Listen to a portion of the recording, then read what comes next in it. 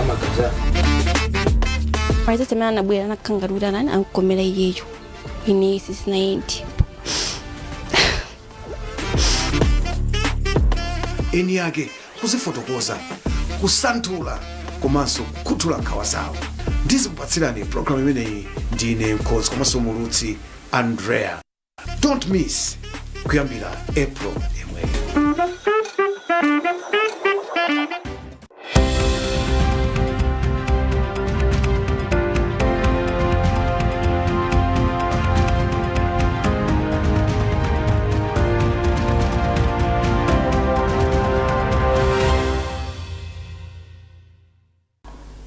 Nthawi ya nkhani kuchokera kuno ku MBC ndipo muli ndine Romeo Umali kumapoyamba nayi mitu yake.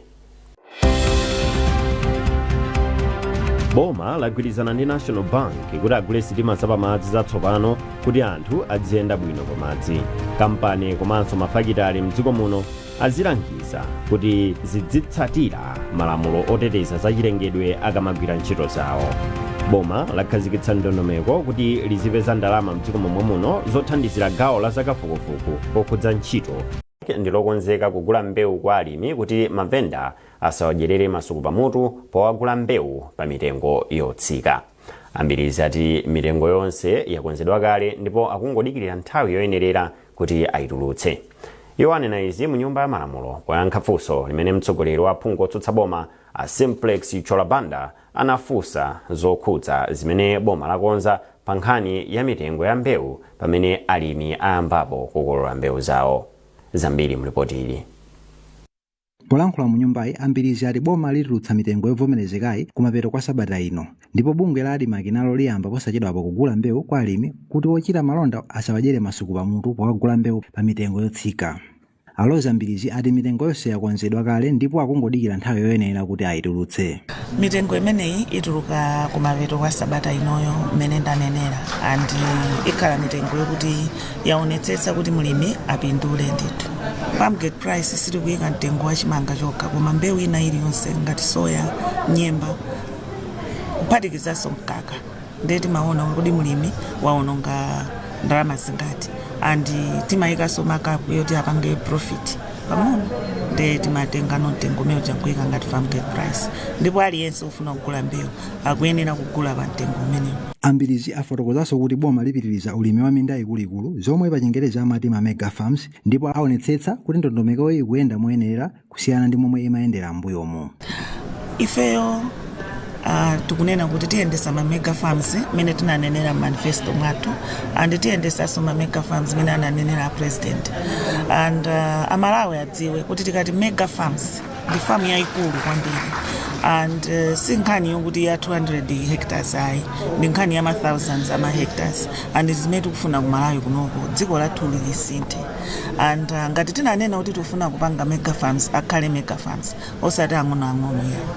Boma lakale lija limene lapitali linasokoneza kwambiri panali kuba koopsa nkhani ya mega farms ndi zimene amafunsa zija kuti tibwererenso konkuja ife zimenezo sitingachite tipanga zinthu mene ngati boma tinanenera kuti tipangire.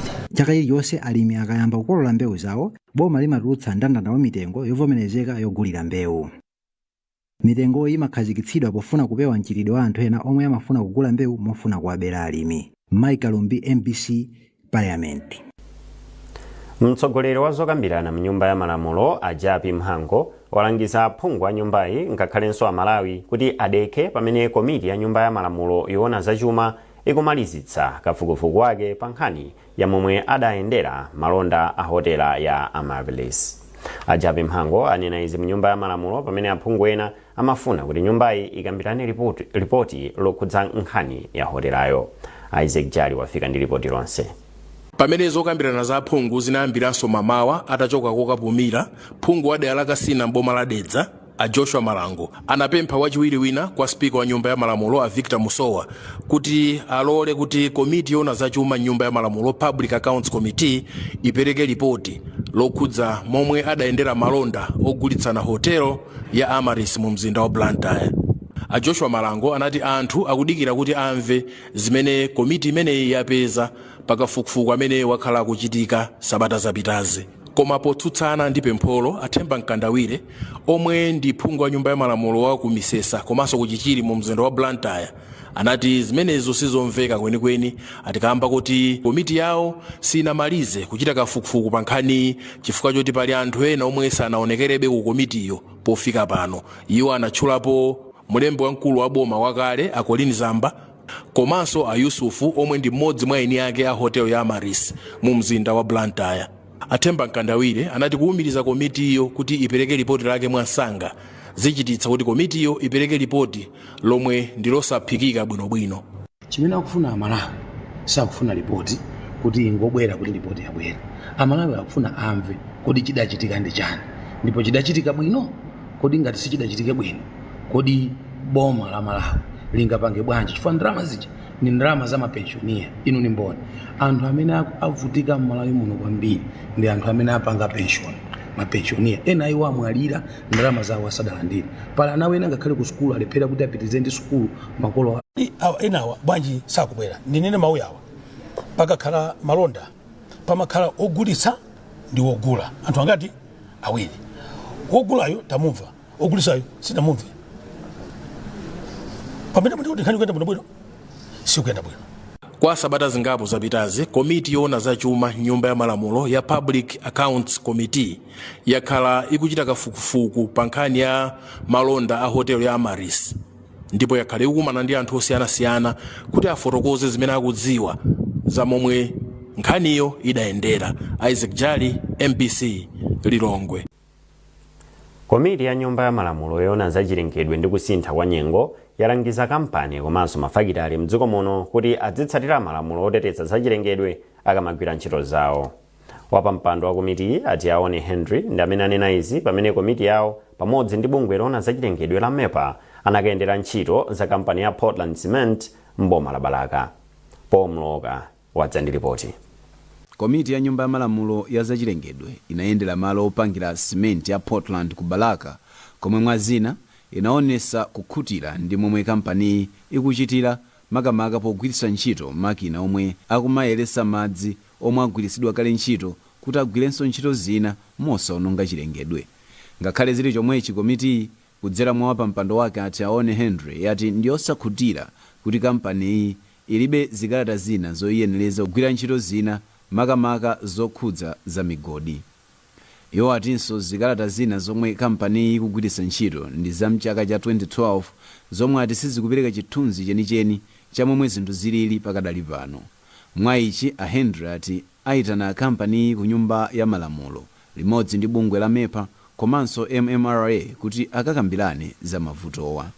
Tinaonapo ziwiri zitatu zimene ifeyo ngati komiti taona kuti mwina sizili mchimake, ndiye tinayerekeza kunena kuti tiwaitananso kuti abwere ku nyumba ya malamulo kuzakumana ndi komiti pamodzi ndi mabungwe amene amapereka ziphaso za migodi komanso amene amaonerera za kusamala kwa chilengedwe ya MEPA komanso amene amaona kuti kodi nkhani ya madzi kuyenda bwanji amene ali a National Water Resource Authority. Mawu ake mkulu wa zamalonda ku Portland Cement a Violet Vilili ati akonza zomwe awauza kuti achite.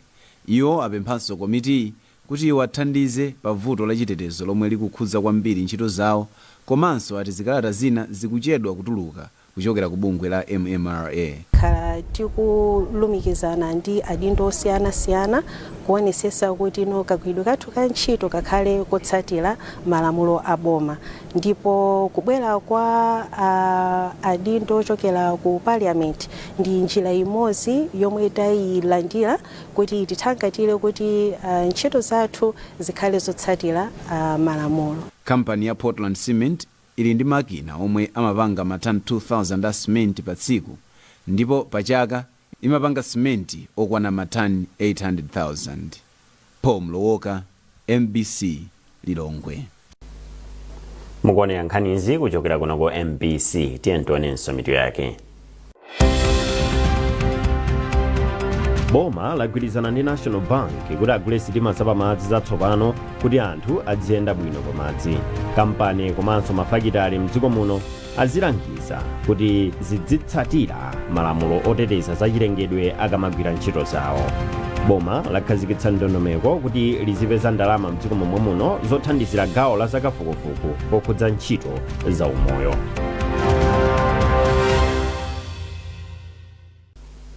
Popitirani nkhanizi, mlembi wamkulu mu nduna wa zaumoyo Beston Chisamire ati boma lakhazikitsa ndondomeko zothandiza kuti lizipeza ndalama mdziko momwe muno zothandizira gawo la zakafukufuku ndi luso la ntchito za umoyo.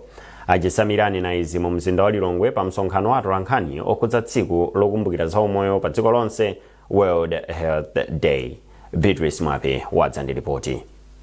Malinga ndi bungwe lona za umoyo pa dziko lapansi, dziko la Malawi likuchita bwino pochepetsa imfa za amayi ndi makanda, kulimbikitsa katemera komanso kulimbana ndi kachilombo ka HIV mwa zina, ndipo lati izi zikutheka chifukwa cha kuzama kwa ukadaulo wa sayansi omwe akugwiritsa ntchito ku gawo la za umoyo.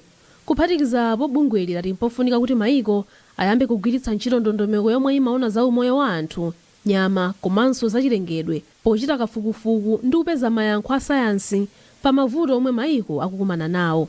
Mawu ake mlembi wa kunduna wa za umoyo Beston Chisamire ati boma ndilodzipereka polimbikitsa luso la makono ku ntchito za umoyo popeza njira zina zopezera ndalama mdziko momwe muno. Ndikusimikizireni amalawi kuti kudzera mgwirizano umene ulipo boma la Malawi ndi mapartners athu tikuyeseza kupeza ndalama zosiyanasiyana madera osiyanasiyana kuti gapu imene ilipo kumbali ya za umoyo tipangepo.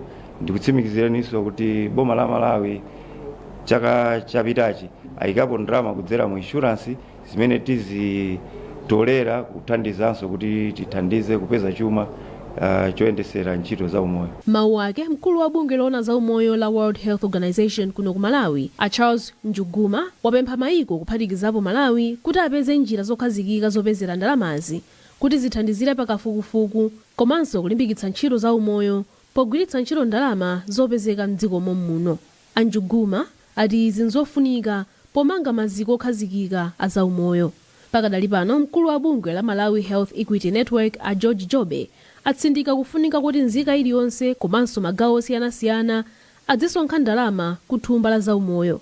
Pamenepa Jobe ayamikira boma kamba kokhazikitsa thumbali lomwe akulitcha National Health Fund. Ngakhale zipata zimene zayikidwa ku Malawi kuna target zimene jazo pakali gawo la ndalama zipita za umoyo ndiye tinapemphaso mbuyo omwe kuti ndalama zikapita za umoyo zikhale zotetezedwa. Boma likhazikitse thumba limene alitchule National Health Fund. Taona boma linavomereza zimene ziwakhazikitsa thumba limene ndalama zikapita meneko zithandizire koma pakali gawo la ndalama zoti zipite ku science. Pani matenda ena mankhwala anakafunikabe mwachitsanzo HIV AIDS tinakafunabe kuti tizapeze mwina katemera mankhwala okhazikika ochititsa HIV AIDS ndiye sayansi ikufunika kumapitirira ndithu ndi magawo ena amene sayansi ingatithandizirapo. Tsiku lokumbukira za umoyo pa dziko lachitika pamutu olimbikitsa za sayansi mu ntchito za umoyo. Beatrice Mwape, MBC Lilongwe. Unduna wa za umoyo watsindika kufunika kwa sayansi pa nkhani za umoyo. Modzi mwa akuluakulu ku ndunawu Mike Chisema alankhula izi mu mzinda wa Lilongwe. Achisema anati ndikofunika kudalira kafukufuku wa sayansi pa nkhani za umoyo pofuna kuteteza miyoyo ya anthu. Iwo akufotokoza. Moyo wa munthu ndi kamodzi. Ndi udindo wa unduna kuonesa kuti moyo wa munthu ndotetezeka, ndosamaliridwa kuti asadwale, komanso asakhale pa chiopsezo china chilichonse, komanso kuti moyo usatayike.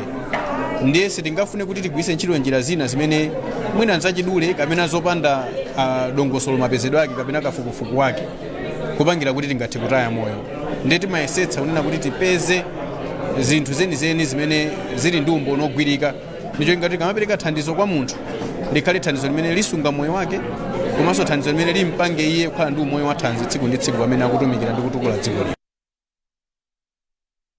Panopo kuona sayansi imene ingatithandize kwambiri kuti imene tipite kutsogolo ngati dziko chifukwa chokuti zimene timagwiritsa ntchito zipangizo zambiri ndi za sayansi. Katemera amene timagwiritsa ntchito imene ndi sayansi. Mankhwala amene timagwiritsa ntchito anthu odwala malungo odwala HIV ndi sayansi.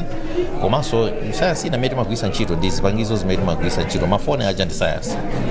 Timagwiritsanso ntchito njira zina zopereka mauthenga kudzera mu sayansi. Timakhala ndi ma dashboard monga COVID ndi matenda ena timayang'ana pa ndondomeko ina yake imene amagwiritsa sayansi kuti zinthu zipangizo zimene zibwerepo.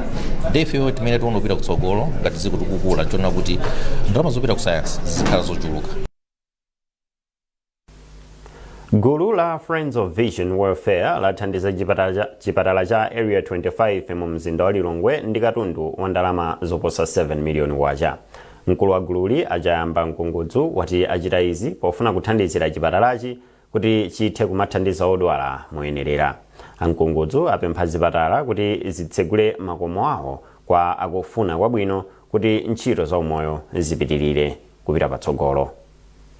Kunoko tinabwera kuti tizathandize chipatala chino chifukwa chonena kuti poyambirira tinali ndi malingaliro opita zipatala zina za muno mu Lilongwe, komano chinatitengera chifukwa anzathu kumeneko zipatala zina sanachilandire chimenechi, komano kuno anatilandira, anatipasa chikondi kuti tizathandize ku chipatala kuno. Ndipo kubwera kwathu tathandiza zinthu zosiyana-siyana, mwachisanzo mashini woyezera sugar, komanso zoyezera BP ndi zipangizo zosiyana-siyana, zimene timati ma wheelchair, komanso mabedi ndi ma mattress.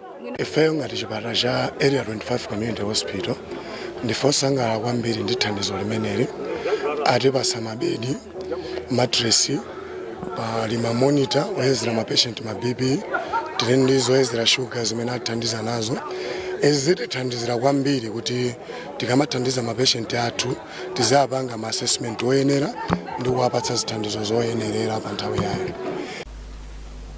Munkhani za masewero, mtsogoleri wa bungwe la CAF lero akumana ndi mtsogoleri wa dziko la Senegal komanso mtsogoleri wa bungwe loyendetsa masewero a mpira wa miyendo mdzikolo. Izi zikudza pamene bungwe la CAF linagamula kuti dziko la Senegal alilande ukatswiri wa AFCON. Mu studio muno ndili ndi Amin Musa amene amalemba nkhani komanso kutsatira nkhani za masewero kuno ku MBC. Ndakulandira Amin. Tsopano kuganizira kuti ku Senegal akukakambirana zotani a CAF. Pajankhani yaikulu ndionena kuti CAF inalanda dziko la Senegal kamena timu ya Senegal ukatswiri wa AFCON. Unena kuti iwo osose akatswiri AFCON panopa akatswiri AFCON ndi a Morocco. Now CAF nkhani chatayilandira a Senegal anena kuti okay tamva koma ifeyo chikho chinawina pa ground ndi sitikubweza ngati akufuna awo a Morocco apasa china kapena apangire chikho chawo akawine kumeneko, otherwise ife tinaona pa pitch sitikubweza, so ngakhale mamedo sitikubweza. Ndi zinakangati pali chinkulu yanonso pano pakati pa chigamulo cha CAF komanso bungwe la makamaka dziko la Senegal. Ndi tinaona pakati apa kuti mpaka na osewera a Senegal anatenga chikho cha AFCON chicha kupita nacho ku Barracks, ngati akufuna sachitengere kuno ife sitikupereka. So pakhala pakuchitika zambiri mpaka na mayiko ayambano kulowerera nkhani kuti ife tili kumbuyo kwa CAF, ife tili kumbuyo kwa Senegal. Ndezapezeka kuti mayiko ambiri amphamvu kwambiri mu mpira ngati ku Eastern Africa ambiri aona kuti no ifeyo sitikugwiza ndi chigamulo chimenechi.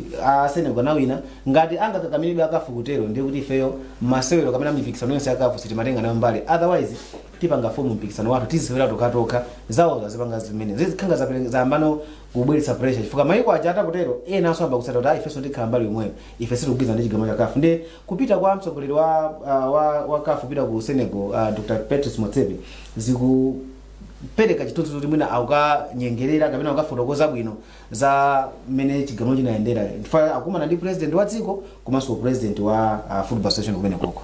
Chabwino akukakumana ndi anthu amenewo nkhani zake zimenezo. Maganizo ako kodi ukuona ngati kuti pakhoza kukhala kusintha kwina kulikonse ndi mmene zinakhalira? Kusintha kukhoza kukhala kovuta pokapoka chifukwa anthu ena ananena kuti kuchoka CAF komweko amene anapereka timauthenga tina mkatikati ananena kuti akukapereka ngati ka fair resolution kuti okay zinatero kuti inu yonse mutiyoncho koma mwina chikho chitikupatsani komano AFCON amamaka a Morocco tiapatsa chikho china taito yokhayo tizionetsa kuti ili uku kumano zanu zotengana ifana kuti mamedozi komanso chikhocho sapereka ndi kuti akuzongwasira izozo kuma taito apereka ku zimene mwina zingaonetse kuti Senegal singalimbe chifukwa ndi kuti atangosintha record tikunena panopa mu record ya CAF ma champions a AFCON ndi Morocco osati Senegal. That means kuti zimene changotsala ndi chinthucho chikhocho chipite ukuku ndiye mwina akana kuti fair resolution imene akapereka mwina afuna kangoza kuti chabwino title tatenga komano zinthu zoti kusiyirani koma tiyende limodzi komano zoti Senegal ngasinthe maganizo kuti kufa Motsepe anabwera ndiye basi tavomereza sindikukhulupirira ifa kumbuyo kwa dziko la Senegal kuli mayiko ambiri amphamvu amenenso akupereka moralo kapena kuti kupereka support ku Senegal kuti ichi chimusapereke tili limodzi.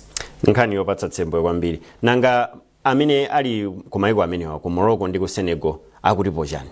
panopa pakhala ngati kuti pali tingane kuti chinkulirano pakati pa mayiko a Senegal ndi Morocco. Ukumbukira kuti pa ndime yotsiriza masewero amene wawa amene Senegal ina panga boycott ka 17 minutes kunachitika zikwirikiti and Morocco inamanga ena mwa anthu ma supporters kwambiri a Senegal adakali mu mazitolokosi kumene kundende ku Morocco sana atulutse ena ndena zimene zonse kuti kupatula pa mpira kapena pa chikho chimene chichi cha AFCON ndiye kuti kuseri koso kulizokangana zambiri fa Senegal kuti tipatseni anthu athu munati panga mene kuti munamanga tibweretsereni ngati chili chilango tizapatsire kuno fa kumene koko akukhulupira kuti akwazunza ku Morocco koko ndiye pali chinkulirano. Of course ena mawosewera a Morocco especially a Morocco taona pa kuyankhula kuti kumatonga kale CAF inapereka chigamulo ichi ndizochitisa manyazi kwambiri ifeyo tinaluza game ije fa masewera atayima atabwerera mbwalo muja masewera janaseweredwanso and Morocco inapeza penalty nkuponya penalty ja Senegal nkuzapeza chigoli chimozi ndikupambana ndikukhala akatswiri so ena mawosewera a Morocco akumachita manyazi so kwambiri. Of course osewera ambiri a Senegal ndi kuti akumadzudzula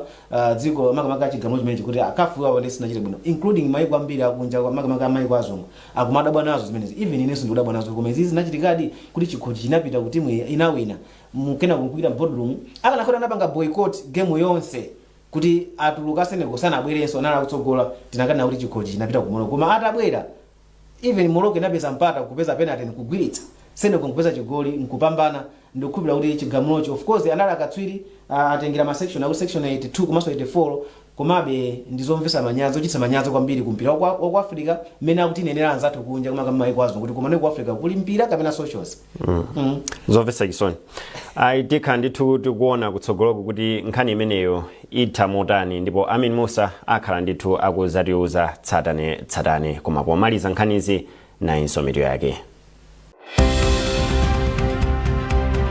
Boma lagwirizana ndi National Bank kuti agule sitima zapamadzi zatsopano kuti anthu aziyenda bwino pamadzi. Kampani komanso mafakitali mdziko muno azilangiza kuti zizitsatira malamulo oteteza zachilengedwe akamagwira ntchito zawo. Boma lakhazikitsa ndondomeko kuti lizipeza ndalama mdziko momwe muno zothandizira gawo la zakafukufuku pokhudza ntchito za umoyo.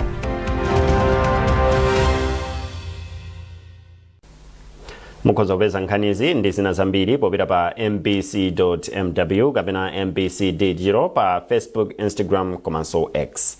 Munali ndine Romeo Umali tikufunirani tsiku lopambana makoma nonse.